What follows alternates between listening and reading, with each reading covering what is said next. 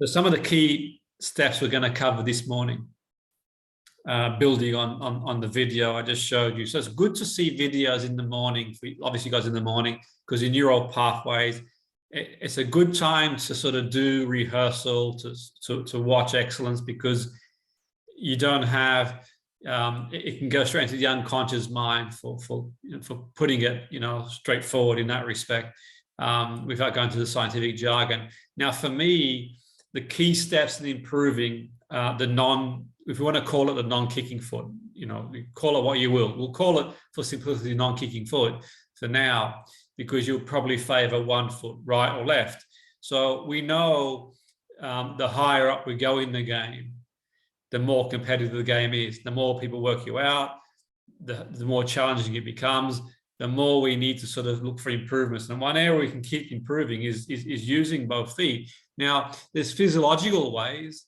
You've got, your technical coaches, you've got, physical coaches, and we're not going to go into the physiological side, like using, you can use a balance board, you can technically practice,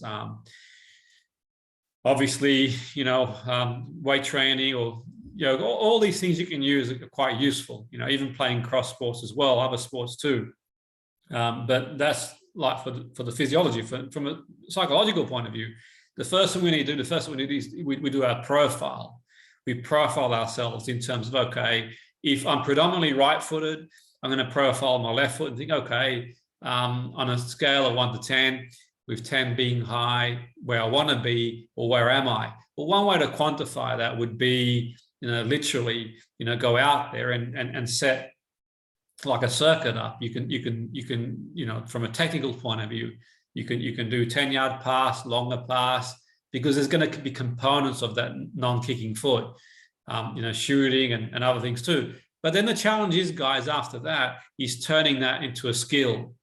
Because the reality is, for most of us, you can get somebody, you go there, you practice, you rehearse it, but then it's sort of refining that technique into a skill. So in a high-pressure situation, I get a chance. I'm only get one chance in the game. Can I take the opportunity? Can I pass the ball?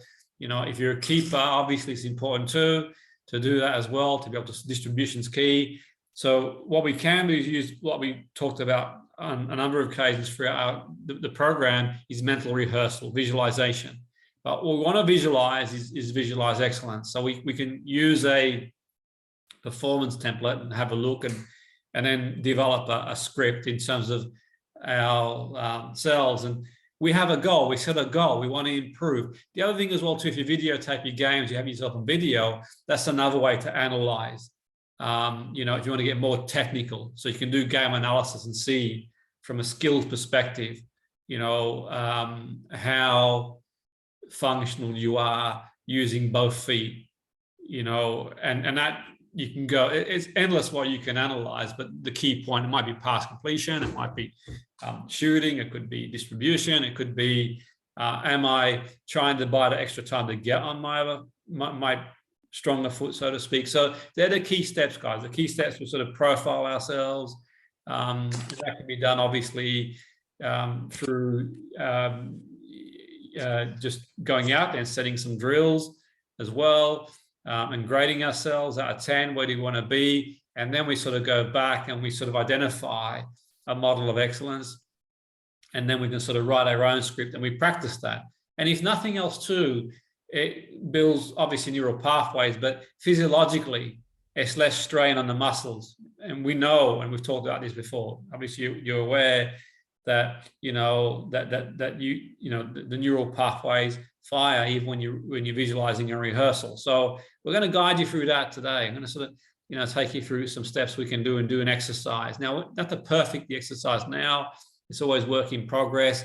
But the key is, that's going to be the sort of challenge for you this week. Next couple of weeks, let's see if we can sort of improve and add a different dimension to the game. Because if you're where you are and you're where you want to be, you're looking for these sort of constant improvements to get to where you want to get to. So let's sort of go through this exercise shortly.